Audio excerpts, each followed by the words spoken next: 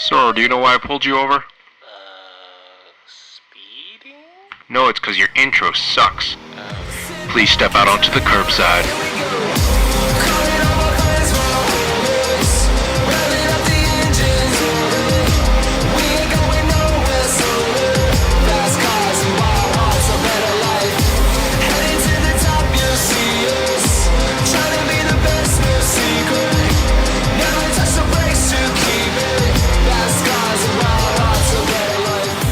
Hey everyone, welcome to the Curbside Podcast, a podcast where we talk about cars and everything to do with cars. My name is Jeff.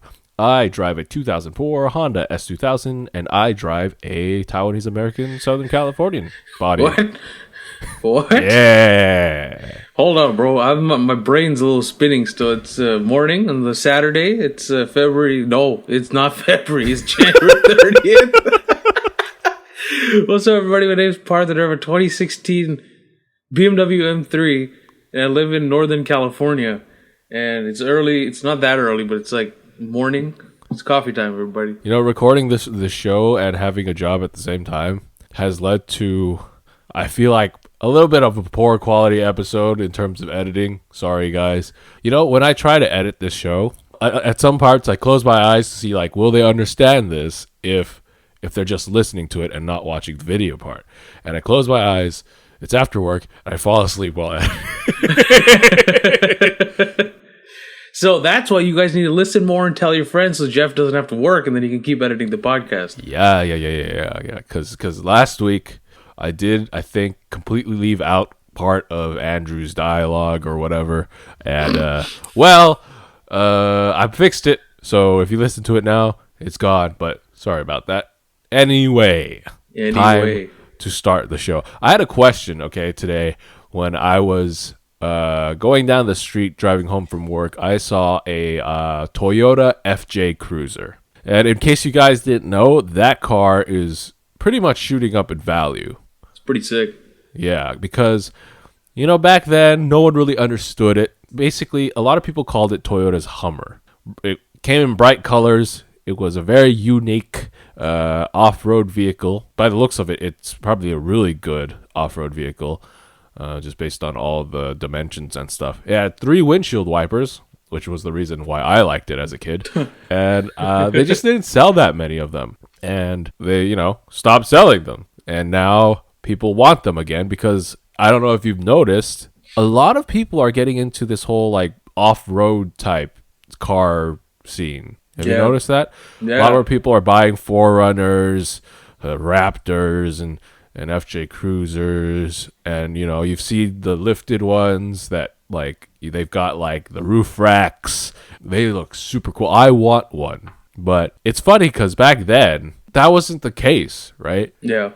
Like, the Hummer tanked because at some point, it became like, oh, this eats too much gas, it's too big, and size comparison. Those H2s and H3s, they're not actually that big anymore. Yeah. And people still buy, right now, Land Rover Defenders, the new ones, that do like 17 miles to the gallon. That's true. Because, like, for example, yesterday, I was driving back. A guy passed me in one of the brand new, like, Lincoln Navigators. Yeah. And I looked at it, and I'm like, that's a small bus, right? And now, like, you look at it, and you see people also with, like, Cadillac XLTs and Yukon XLs, right? Yeah. And I'm like, these are big fucking cars. Like, they're big. They're big. They look sick, but they're, like, big. And I'm like, you're right. Like, you mentioned that. It's like, people gave the Hummer a shit for, like, being too big, too gas guzzling. And I'm like, oh, bro, these things are probably bigger. Like, no, for real, these are, dude. like, a lot longer, a lot bigger. So it got me thinking, okay? It got me thinking about the question of, like, what car companies that were doing pretty bad back then and who might have actually died back then would be doing well right now. I'll give you one that survived, okay? Back then, I don't think Jeep was doing all too well. They were probably selling quite a few Wranglers, at least, but, like, the Patriot, the Compass and whatnot, not a lot of people were buying those. Yeah. But now, a lot of people are buying Grand Cherokees, Renegades, because SUVs are the big thing right now. And I think it has to do with gas prices. Because at that time, that was like, what, 2008, 2009 with the economic recession, war in Iraq, that stuff, right? Yeah. Oil prices and gas prices were crazy. Like, we saw, like, at some point, $6, right? At some point? For, like, premium? Closer to 5. I don't know if it ever got to 6. Okay, maybe Bay Area prices. You never know. Yeah, there we go. So everybody was like, yo, dude, gas is hella expensive. And that's when I think, in general, all big SUV manufacturers and stuff were struggling. Who are those people? Mostly American manufacturers. But now look at it. Now I personally see, and I don't know if that's because, and it's not. Okay, I was going to say I see more American cars on the road, especially big American cars, because maybe I'm also starting to like them a little bit more. But you are just seeing more of them.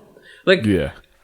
I will see a few, like, big-ass Cadillacs, big-ass, GMCs, a Ford Raptor, every single time you go out to drive now, right? Yeah. And I think that's because it has to do with, now, gas is relatively cheaper than that time. Yeah, I feel like people are buying bigger cars in general. Yeah. I see, like, Toyota Sequoias, Cadillac Escalades, freaking Lexus LX massive. So I think they're doing better. Also, technology, because these same cars, like a fat-ass Yukon XL, whether it's V8 or whatever it has in it, I think it's a V8. Like, they have the technology and stuff now. It's like, it's optimized. Where, okay, you're cruising on the highway, 4 of the cylinders shut down, Yeah. The gas and efficiency is also just better than what it was 10 years ago. Even though they're big cars, it's not as bad gas mileage. It's still okay, Yeah, I don't know. I feel like SUVs in general, like big SUVs. We're not talking like the European SUVs. Big SUVs, mostly American. Yeah. They're just doing well right now. I just feel like they're doing well. You know what company I think would do well today that's been dead and gone for a while here in the U.S.? Isuzu. Do you remember Isuzu? I just know from like the trucks. All they made back then was SUVs. Body-on-frame SUVs with the freaking high and low gear transfer box type deal and whatnot. And, I've seen one of those these days, and I'm like, that looks like something people in today's market would buy. Like, people want these people are buying up old Land Cruisers like crazy, right? And just, converting them into, little overland type deals. And Isuzu, all Isuzu made were those things. They also did some weird looking things like the freaking, the freaking weird looking Vehicross type deal, which, I mean, looked like a pretty good off-roader and really stupid at the same time. But it actually looks kind of sick. I actually kind of like it, dude.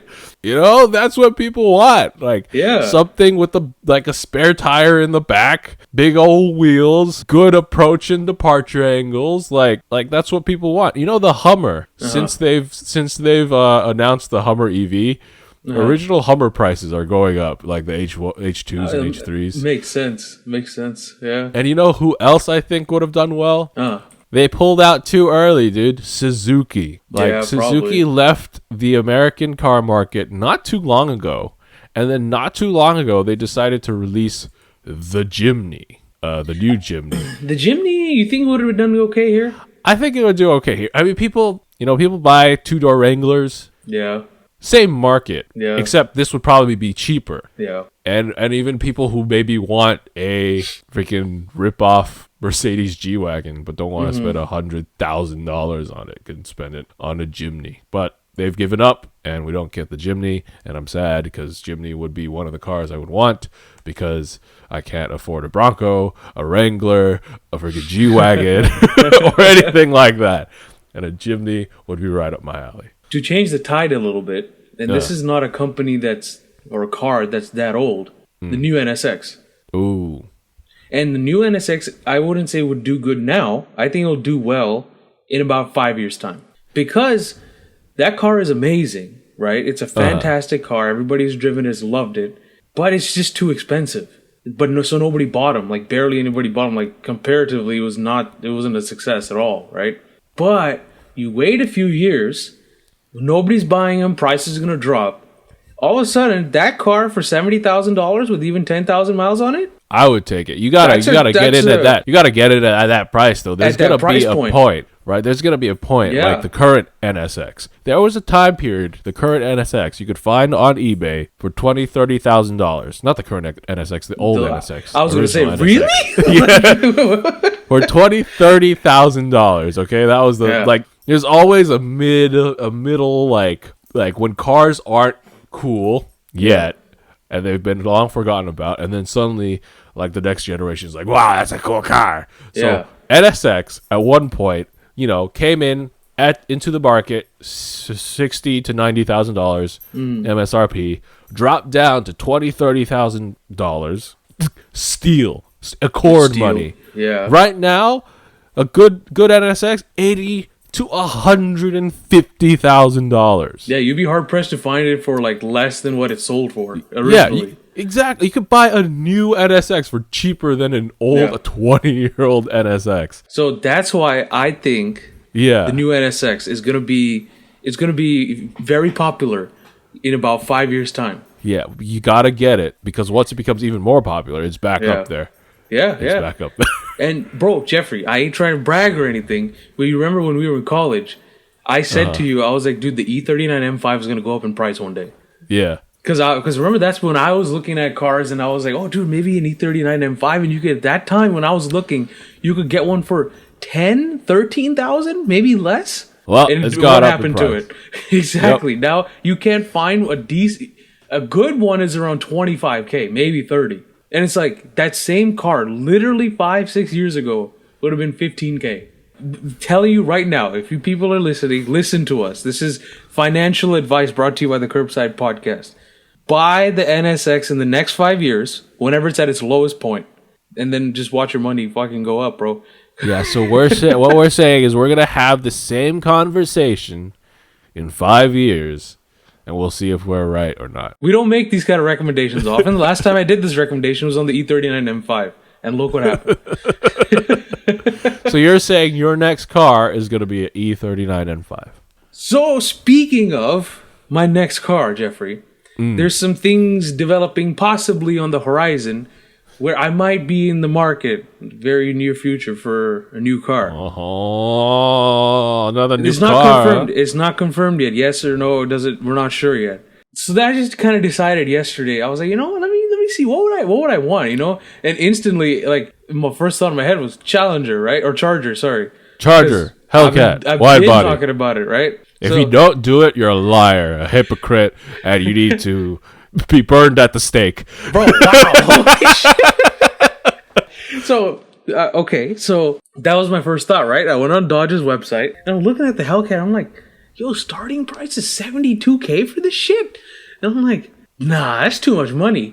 And then, so the second thought came, like, yo, Charger Scat Pack. It's the same exact car, just without a supercharger. For starting price of $43K or $46K for the wide body, actually. So I get the wide body. So you're paying $30,000 for 200 extra horsepower. Yes. Nice. Basically, you're paying $30,000 for basically an air pump. Yeah.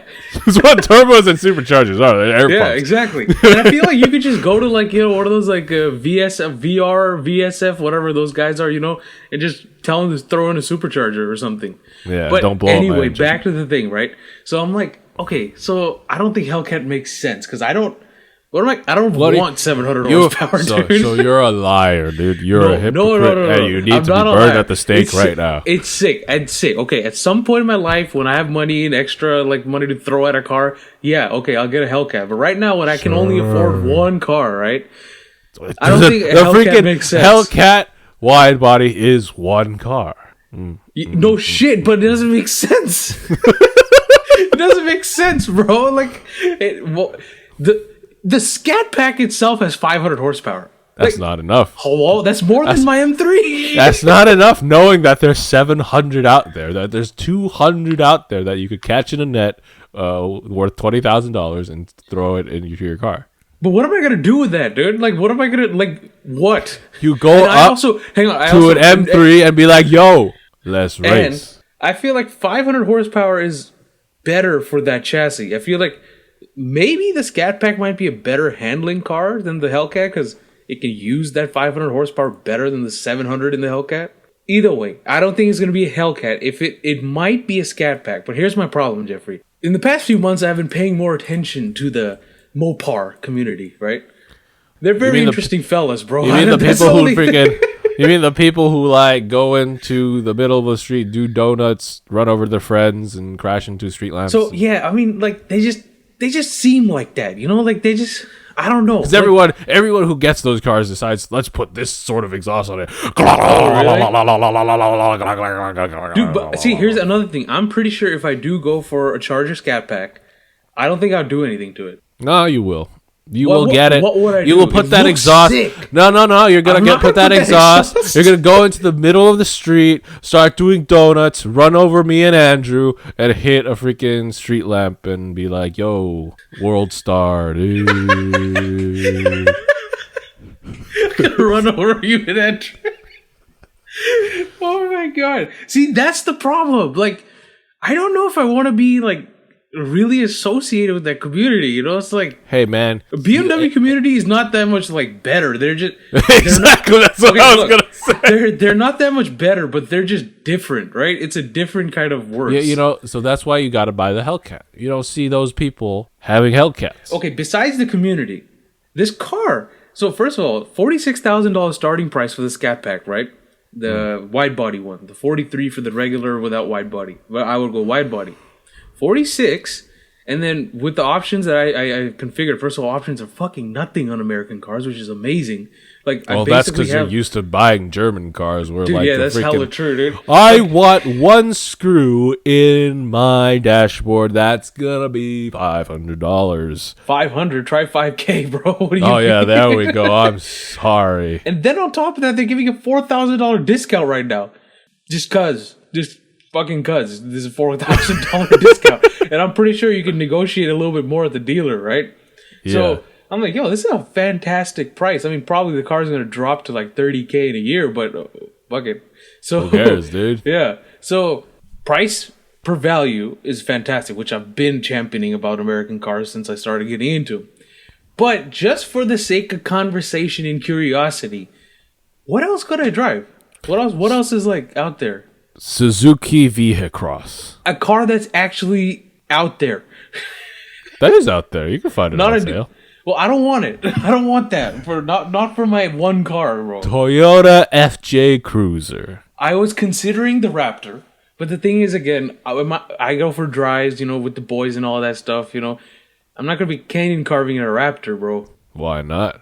It just doesn't seem like that much fun or as fun. You don't have to canyon carve in the Raptor. You could take the boys out and smash through rocks in the desert. What desert? Right. The desert's kind of far from us. C8 Corvette. Why did I not think of that? $59,995.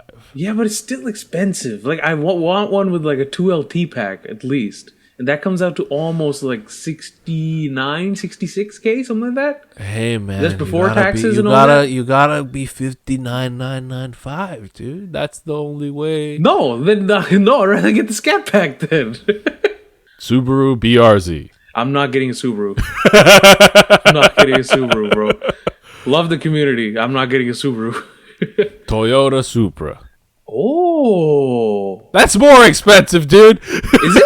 Then the Corvette? Well, it's $50,000. I mean, it's not. I thought it was cheaper. But if you're gonna spend $10,000 more, I mean, could get the Corvette. Yeah, you could get the Corvette. Yeah. Something in the like less than $60,000. Does it have to be new? No. E90 something, whatever the heck M5 you were talking about. E90 M5, E39 yeah, that M5. One. Yeah, that one. E39 M5. But see, I don't know if I want to do another BMW. Okay. So old no or BMWs. New. Old or new. AMG? Ooh. Go Mercedes? Ugh. I have zero interest in AMGs.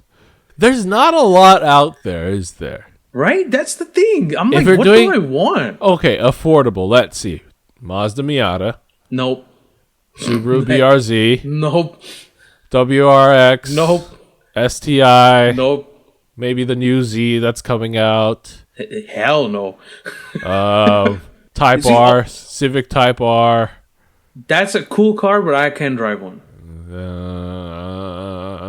There's nothing out there. Dude, what's out there, dude? Nothing. Golf GTI. No. No. Freaking.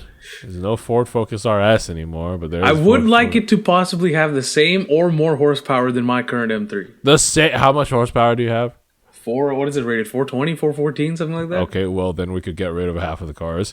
Yeah, so just stop mentioning those guys. All right, you're very limited on options right now. Toyota Supra, C8 Corvette. There's nothing out there, dude. You're right? Like Scat Pack, Charger. Freaking Trackhawk, Durango, Trailhawk, not Trailhawk, Durango, Hellcat. Here, I'll give you my current, like, in the list, like 1, 2, 3, 4, right? Yeah. Here's what I'm thinking.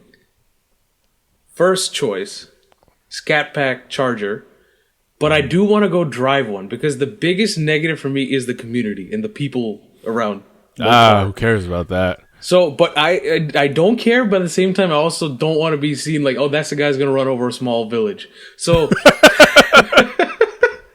So, and I do want to go drive it if I feel like the driving, it looks sick. Haven't driven one. So if feel like it's... What about the Camaro Z, I don't know, the freaking letter ones? The Camaro's on its way out, dude. That's true. They're going to shut that shit down pretty soon. If I go buy a ZL1 Camaro, I just feel like I'm going to be driving a dinosaur and nobody's going to be able to support it in like 4 years.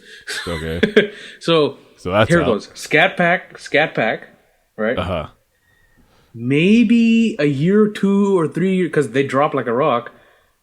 C63 AMG, the coupe. I'd get the coupe, not the sedan, because I think the coupe looks better. Yeah. Maybe. Yeah. Has to be within the price range. If it's more expensive, then probably not. C63 AMG, Raptor. Raptor. I'm considering. I don't mind having a truck, but the biggest thing is I really want to have a car that is more capable of canyon carving than a Raptor. Yes. Okay. Like, yes, I can go off-roading and all, but then I'm going to be going by myself because nobody here fucking drives a truck. Like, yeah, I can take people with me, but, like, it's also fun to go with your other friends, right? And I don't have people who drive trucks. Yeah. So, F-150, Corvette, C8 Corvette. So, the F-150 comes before the Corvette. Supra, because you mentioned it. Supra, I think that's in the top 5 now. Listeners... if you guys have been listening to us for a while, you know my taste in cars. You know I don't like BMW right now. I'm not a fan of them. I love my F80, but I don't like BMW. I will not be considering the new M3, M4. Hit us up with suggestions on the TikToks, on the Instagrams, on the Facebooks, the DMs, the emails, Twitters, everything. Let suggestions us know for what car Parth should consider. And there's probably something we're missing, like that they know probably. about. I'm okay with it. Like I said, I'm okay with the truck. I'm in my list. There's an F-150 Raptor in there, bro. So I'm okay with. But at the same time, he says he's not okay with the truck. I'm not okay. Hold on. I'm okay with the truck, but the reason I doubt for it is because, like I had said, there's no other friends that have trucks and stuff, and I'm gonna be going off-roading by myself. Like, that's not really fun. Like, I do more canyon cruising and that kind of stuff than off-roading. It's a sick car. I would like one. Don't know if I can... It goes back to the same point that I'm buying one car. I don't have multiple cars. So I need it to be as versatile and as useful to me as possible. Hit us up with suggestions and let me know. And with that, shall we go to our break now? Yes, sir.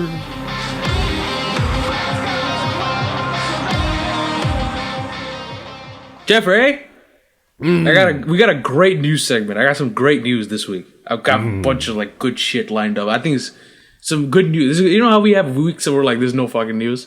Yeah. Well, this week is like, there's some good news. Not good news, but there's news, right? Something's good. First good news. The new Mitsubishi Outlander is debuting soon. Yeah. The new Mitsubishi Outlander. Right? Yeah, man. First good news, huh? Anyway, so Tesla has decided that they would update, mid-cycle refresh their Tesla Model S about, it's been out since like 2012 maybe? 8 years? Forever. Yeah. Into its life cycle. Couple cool things. They've come out with, their high-performance version, the M version, the Plaid S. Is it Plaid or Plaid? Plaid? think plaid? I don't know. I don't know. It's a reference. It's a reference to something. The Plus version does 0 to 60 in under 2 seconds, or on their website under 1.99 seconds. So 1.98, bro. Like these fuckers. Yeah, goddamn. 1.98 seconds. But it's very fast. Has a top speed of 200 miles per hour. It has a range of over 520 miles. If you guys don't know, the plaid, whatever version is the 3-motor version, the high-performance version of the Model S. And I think it's going for $130 or $160,000. Holy shit! Yeah, which is interesting because it's the same exact price. The plaid version, plaid, is the same price as the plaid version of the Model X. So I would get the Model X. Why? Like, you get more car for the same money. Like, yeah, but I like the Model S better if we're talking Tesla, though. I don't like true. like. Yeah, that's true. Okay, that's true. I like the Model S better in every single way, like the way it looks. But the Model X is like out of principle, dude. It's more car. It's more material. Dude. Yeah, but like, what do you like? Like, I mean, a piece of shit can cost you $120,000 in the same price as an M5. But would you rather have a piece of shit or an M5? I don't know. I would still get the Model S just because I don't like the Model X at all. I like I've said before, the Model S is the one Tesla I do like. But big updates came into the interior. Yeah. Yeah. So it's got a new center console. Before you say words, Parth, I just want to talk through the center console. Before you say words, okay? Well, let's just talk through the interior first before we get to the obvious huge elefante in the room. Hurry up because it's hard. Okay, so it's got a new, instead of a vertically oriented screen in the middle, it now has a horizontally oriented. So I guess it's more usable. Model 3-esque. Yeah, Model 3-esque. I think it's better looking. You actually get a gauge cluster, which is good. So, you don't have to stare at the middle screen. This center console, interestingly enough, has an AMD processor in it. No way. Not like a crappy AMD processor. Tesla, I think Elon or someone says that they could actually run Cyberpunk off of the center console here. What do they got? A 5900, 5950? What do they got? It's got something good in it, though. It's got something good. Because right now, on the advertising pictures, it shows The Witcher 3 in the center console. And interior is updated. Looks pretty good. Looks good. Yeah. Looks good. What is that? So the big elephant in the room is the freaking steering, what they call the steering yoke. Parth, you know what a yoke is, right? You work in this industry. What is a yoke? You use it to fly the damn airplane. This isn't an airplane. Okay, right? So they've decided, instead of a round steering wheel, imagine on an airplane where the top has no parts, right? It's got nothing. Fair enough, right? I've seen people try to put square-ish, yoke-ish steering wheels in concept cars. But if you look at this steering wheel right here, if you take a look at a picture, guys, look this up. It's all over the internet right now. It's the most ergonomically terrible yoke ever. Because it just ends. It ends. It stops where the middle, like, you know where the buttons are, where your airbag is right there? It stops there. So we all know, if you're any good at driving, that 9 and 3 is the best position to do driving with. It's got nothing above 9 and 3. You can't grip anything. There's nothing to grab. It looks like Sid the Sloth. So the best position to grab this would, I guess, be 10 and... No, not there's 10 nothing and 2. at 10, There's bro. nothing at 10 and 2.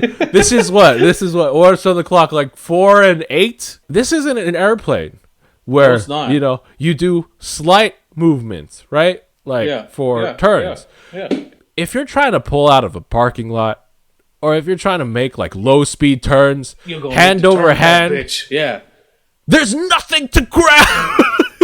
And okay, like Formula 1 cars, they have the same thing, but Formula 1 cars, you turn it like this much and the wheel's like 90 degrees. Yeah, unless this has super twitchy steering, and I'll tell you what, the Formula 1 cars, they have good grab points at 9 and 3. This has nothing at 9 and 3. Yeah. You can't grab it at 9 and 3. It's the buttons there. It's in your way. Like your hands have to be like sprawled out. Yeah. This you either grab at 10 and 2. Which, I mean, not 10 and 2. Bro, you cannot grab this at 10 and 2. No matter how hard you try, Jeffrey, you will not be able to grab it at 10 and 2. This one you have to grab at like 4 and 8. Well, you know why they did it this way, Jeffrey? Because every fucker who drives a Tesla anyways using the autopilot system, they're just going to touch the bottom anyway. That's true. That's really all it's for. Yeah. And you know, you can't really turn in parking lots because, well, it's just going to be uncomfortable. This has no stocks. No light stocks. No nothing. It's probably going to be like a voice command or some shit. Nah, dude.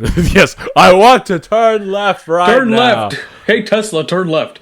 No, I'm guessing it's like Ferrari where they put buttons on the steering wheel and whatnot. Oh, yeah. But, you know, this steering wheel is a completely dumb design. I don't care how much you want, you know, freaking, You know, there's minimalism and then there's stupidity, right? There's a fine line between it, and I think like no matter how much Elon convinces you, this is not a good idea. But you know, knowing if you are a person who worships Elon, you're not going to listen to us, and you're going to. First of all, I'm surprised you're still here as much as I shit on him and you people. So yeah, but there has been, I think, leaked pictures or something or other at showing the Model S with a normal steering wheel, which means this is probably not going to make it past federal regulations because it's dumb and stupid. But yeah, so that's the new updated Model S. all right, I have some news out of our favorite car manufacturer. It looks like they're still doing something right, Jeffrey. What's our favorite car manufacturer? I mean, BMW. That was sarcastic. So BMW for the first time ever has done an M5 CS, and this is one of those things where I'm like, okay, see, this is BMW, right? It's like this is the way they should be doing things. It doesn't look ridiculous. Yeah, you mean with a normal looking car? Normal looking car. It doesn't look ridiculous. It has, you know, regular looking front grills. It looks pretty sick. Looks mean on the road. So in the press pictures that they've released, it looks like the car is in some sort of greenish tint, and then the wheels are sort of like goldish. Yeah, bronzish, goldish. Yeah. I love when BMW does these weird colors in their like, press release cars. They always look so good. It looks good, and the thing what's sick is it's a CS. So now apparently the CS are gonna get these yellow DRL front angel eye things. Ooh. So this car has 627 horsepower, which BMW is probably lying, and it's probably like 750. And so it's 230 pounds less than an M5, regular M5. 230 pounds is quite a lot from these cars, bro. I mean, if I sit in it, that goes away. So Lamau. See, you can sit in a regular M5, Jeffrey, and the performance will be hindered. But if you sit in this one, it won't be. If I sit in this one, it will be a regular M5. Basically. That's what you're saying. So yeah, dude, like it's pretty sick. Oh, and it's gonna have a starting price of $142,000. $142 starting at you probably don't even get seatbelts because it's a German car. $142,000. Dude, this is becoming insane, dude. For like an M5, that's not worth it, dude.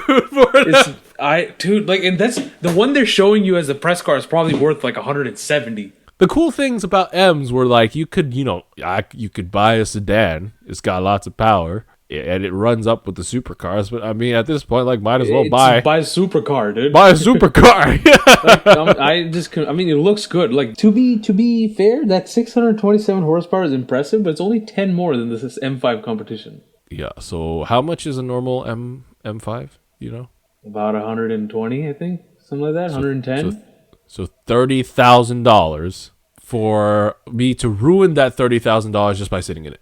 See, I feel like now, that's why Dodge has the more value, because $30,000 extra from a Scat Pack to a Charger gets you 200 more horsepower. Yeah. This gets you 10. No, this gets you 10 more horsepower and you lose 200 pounds. Dodge was like, we'll solve that, whatever.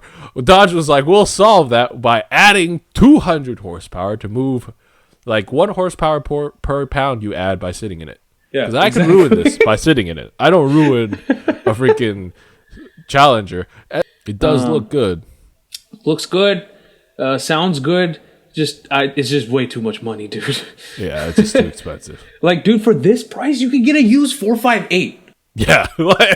Like, would you rather have this or a 458? M5 prices are ridiculous, dude. BMW prices in general are just becoming ridiculous. Yeah. Another news, not really good news. News? Bad news? Possible. I don't know. Lotus is killing its current sports car lineup. The Evora, the Elise, and Exige will all go away. You know what?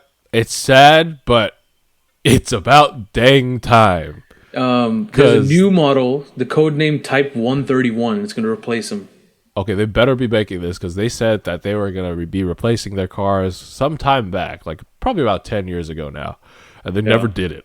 Well, they confirmed it. Never came out. Lotus confirms. Good. I mean, they confirmed it last time, so that's great. Yeah. But they've been making the Elise and the Exige, which is basically the Elise on steroids, for about 10,000 years, and then the Evora for about another 500. So I think this has to do with the fact that they were bought out by that Chinese company in 2017 called Geely. Oh, good. You know what Geely's also bought? Yeah. Volvo.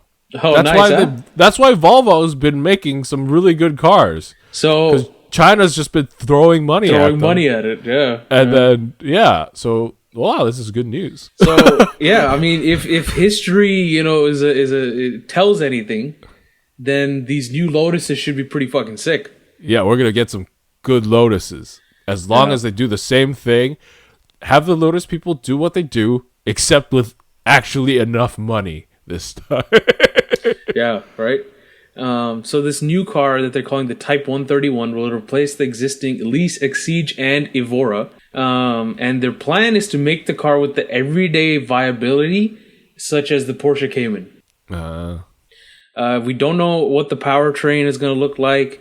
We don't know what price it is, but if it's competing in that Cayman kind of category, Cayman's around $75K, probably around that price point. But yeah, the Exige, the Evora, and the Elise, they're all going away. So let's see, maybe something sick will come. Maybe, and they're saying Cayman, so it's mid-engine. I mean, it's Lotus, everything's mid-engine. So who knows? Maybe it could be a Corvette competitor. If it's like priced well. If we're going by what the Avaya is. Like right now, I think it's good future for Lotus, and that's a good thing because Lotus has been needing some help.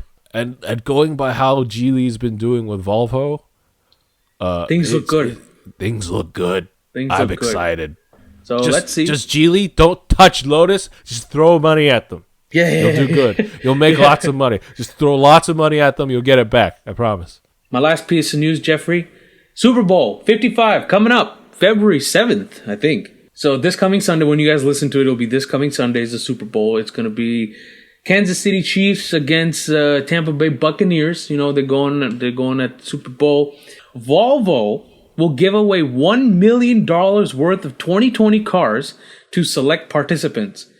And they will do it if the Buccaneers or the Chiefs get a safety in Super Bowl 55. What's that?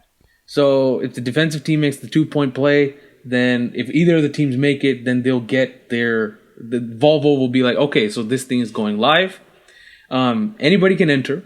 So all you need to do is visit this link. Jeffrey, go ahead and post this link on our socials. We'll have why don't you tell them what article we're looking at? Car and Driver, Volvo will give away cars if Buccaneers or Chiefs get a safety in Super Bowl 55. So if you Google that article on Car and Driver, you'll find it. Or just look up Volvo Super Bowl 55 giveaway kind of thing.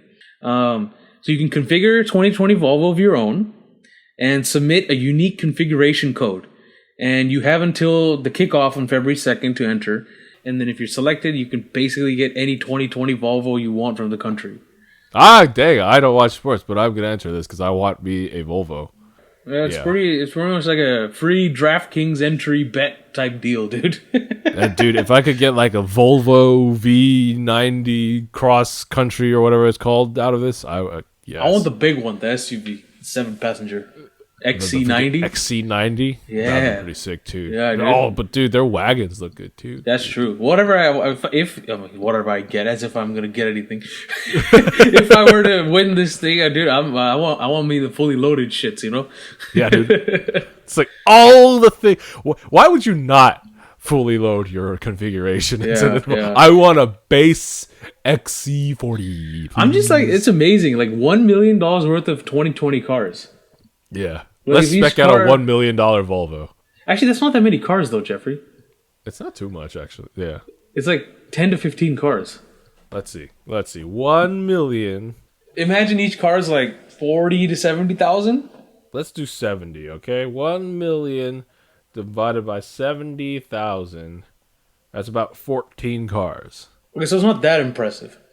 Yeah. Oh no, they're giving $2 million away. Okay, let's see. So for 28 cars. Oh, was that wrong? It says Volvo. Dude, this article, this guy, whoever wrote this article, is on some shit. So it says up here 2 million, then he says down here 1 million. Yeah, it was updated, so maybe he wrote it wrong the first time.